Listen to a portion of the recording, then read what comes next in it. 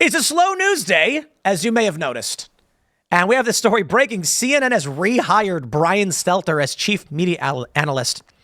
I have changed a lot since I signed off 2 years ago. Brian, I say this, you're not a smart man, okay? I don't understand why you can't Google search things unless you are a smart man, but you're an evil man. I made this graph a while ago, and I responded to the Krasensteins, the liberal pundits, for those that aren't familiar. And it is a graph that I had my friend ChatGPT produce for me. And the graph shows an inverse correlation between intelligence and honesty. And so honesty is 0 is, right at the bottom and the left. And intelligence is 200, but honesty is 0. And as you become more honest, you become stupider. The point, it was really funny because a few people completely understood it, and I appreciate that. And a lot of people just couldn't get it. And they were like, what are you saying? You're saying he's really smart? I don't understand. Like, you're calling him super intelligent, 200 IQ. And then one guy was like, no, he's saying he either knows he's lying or he's a moron. Yes, those are your choices. Or you could be in the middle of average intelligence and lying half the time. That's fine too. Brian Stelter exemplifies this oh so well. And so many of these pundits and personalities are. Either this guy knows he's lying and he's evil and smart, or he's just real dumb. Real dumb. Oh boy, the Post-Millennial reports Brian Stelter's making a return to CNN, and as a reliable source's newsletter, an email to subscribers of that newsletter revealed that Stelter will be coming back to helm the publication on September 9th, just one day before the first and perhaps only presidential debate between Kamala Harris and Trump. We're going to have, mind you, a special show with members of Congress in D.C. for the debate. It's going to be big. We're working on it now, and we're excited for it. Quote, this is not going to be Back to the Future remake, Stelter told readers. The media industry has matured, CNN has evolved, and I have changed a lot since I signed off 2 years ago. I loved my old life as the anchor of a Sunday morning show, but to borrow some lingo from my video game blogger days, I finished that level of the game. Time for a new level, new challenges. I'd put it this way. You're playing a video game and you get to the final boss, and then the boss defeats you. You lose all your gear, and your last save was at level 1. And you're like, no, I got to start all over again. Oh man. We've all been there. All of us who have played the video game, especially an RPG that requires you to save. You played for 2 hours. You then got to the boss. You didn't save, and then you didn't realize you were going to lose. And then all of that progress is erased, and you're just like, you turn the game off. I can't do it. I can't do all that over again. Brian Stelter, of course, this is his life. And he needs money. So he's, okay. He's going to be the chief media analyst for CNN, which he said per Variety means I'll be appearing on air, developing digital content, and helming this newsletter. It will be different because I'm different. I bet they're paying him less as well. I always scoffed at people who said getting fired was the best thing that ever happened to me until, well, it happened to me. Stelter found it. What do we call that? Come on.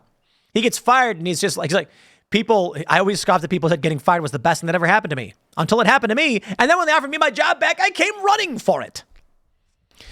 Stelter founded Reliable Sources in 2015, but the television program was canceled in 2022. And Stelter left the network. Oliver Darcy, who took over the newsletter, also a liar. That guy lies a lot. Took over the newsletter after Stelter left himself in August to start his own newsletter called Status.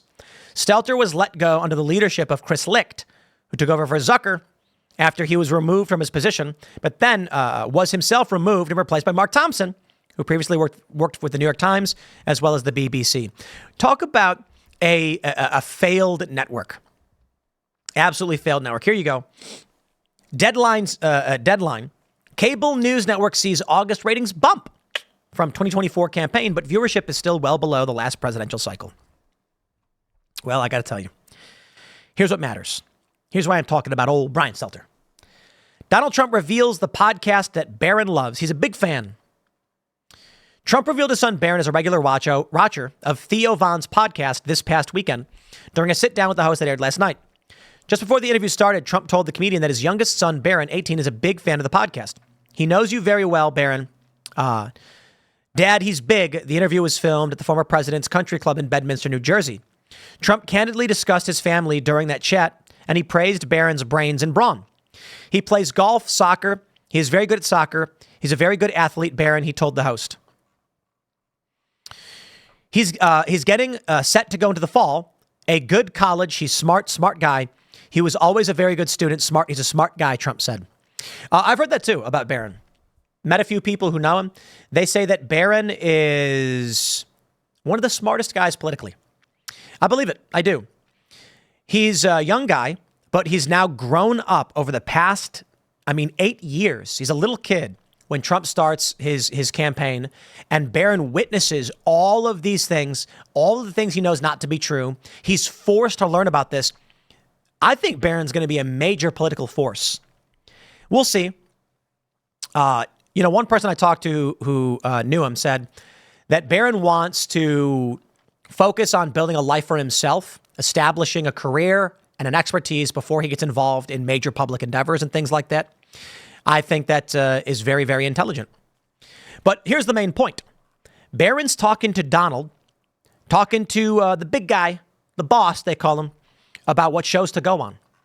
Trump's improving in the polls and the prediction markets, and I think this has a lot to do with Trump going on these podcasts, speaking with people. We had him on for about 20 minutes, or just shy of 20 minutes a few months ago. He's now been going on these podcasts quite a bit. And in doing so, I think it's greatly improved his standing. And the reason for it is you go on cable TV, you talk for 2 minutes. What does that do? People are passively not paying attention, and then the media talks and people absorb this. But you go on a podcast and people hear from you and they hear whether you're going to actually respond. They're getting a real Don. That's the point of talking about these cable ratings. CNN's viewership is in the gutter.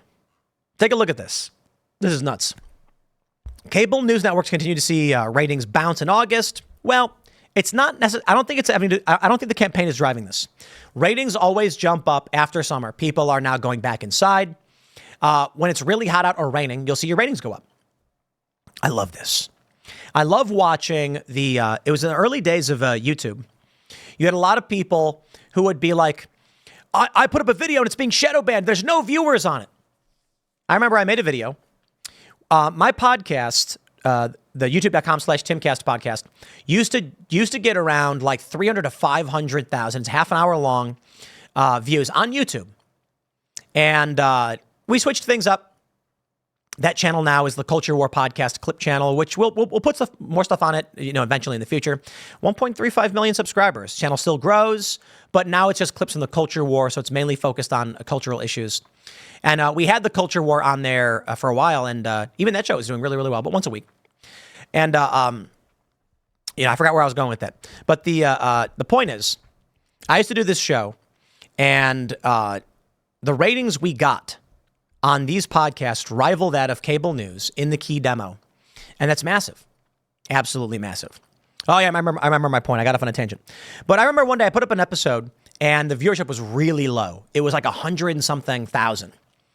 And I was just like, wow, I wonder what it is. It was a bright and beautiful sunny day. And I'm like, it's weird. I see all these people, all these other YouTubers complaining that the ratings are down. We're being shadow banned. Is actually really obvious. It was the first day. It was sunny after a long period of rain. It was something like 68 degrees across the East Coast. I went out to get dinner and every restaurant was packed and the wait times were half an hour. And I'm like, it's really obvious why your video is not getting a lot of views, dude. There were heavy storms all across the East Coast. The rain cleared, and now everyone's going out to get dinner with their families and go out spend time outside because it's crisp and nice out. This affects your ratings massively. People don't get it. So in August, as the weather starts changing, you're not really going to go swimming when it's 60 degrees, right? Labor Day weekend, maybe one of the last days, actually it was pretty cool and crisp on the East Coast. So the water was like 65 degrees. I didn't know if we wanted to swim or not. And that's not bad, but so we ended up not swimming. Your ratings are going to go up. So here's what we see. Take a look at this. Fox News hit 2.27 million viewers. CNN got 1.08 million. It seems really big, right? Certainly bigger than us. Certainly bigger than the podcasts. No. It certainly is in the older demographic, 65 plus, which matters in election. So that's important too. But in the key demo, it's nothing. Look at this. Fox News averaged 1.43 million in total day, because the other number was prime time. CNN got 615,000 views total day. That's not key demo. Holy crap. If you take all the views from my morning show and IRL, which is 4 hours, not 12 or 16, we do way more than 615,000. That's crazy. In the key demo, CNN got 123,000. All of our views, well, 80% of the views here are key demo. A little bit more, actually, but around 80%. 25 to 54. CNN and MSNBC are fizzling out. The reason they're still relevant is because older voters have the most political power because they vote. And they watch these crackpot channels like MSNBC and CNN, and to a great degree, even Fox News, not so good. I like Gutfeld. Jesse Waters is pretty good. But Fox News, not so good. Give them a C-. They get some stuff bad. But it's remarkable to see this shift in where we currently are. So I'll say, Donald Trump gets it. These podcasts are where it's at. And I'd like to pursue a follow-up with this year, Donald Trump. And I'm hoping that we can get a culture war episode relatively soon with Donald Trump. I think it'd be very big. Live. 10 a.m. We may have to do it pre-recorded, perhaps. But that would be great to actually. We got about 20 minutes with Trump. It was a great interview.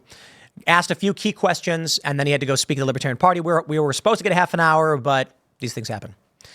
So I think it's maybe getting close to time, 2 months out, that we do that 2-hour-long conversation with Donald Trump.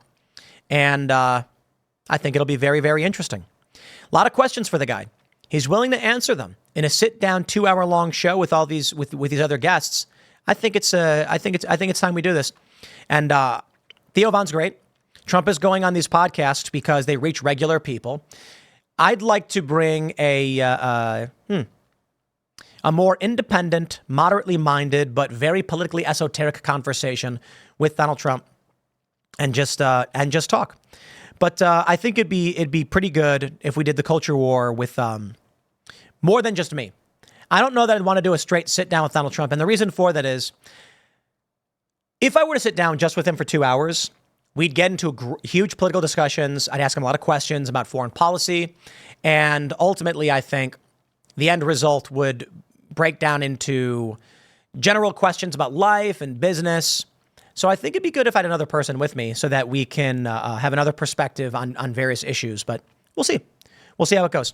I'm going to wrap this one up here. It is the end of cable news, my friends, but it always is, right? They're just continually dwindling. I'll wrap it up. Smash that like button, subscribe to this channel, share the show with your friends. You can follow me on X at Timcast.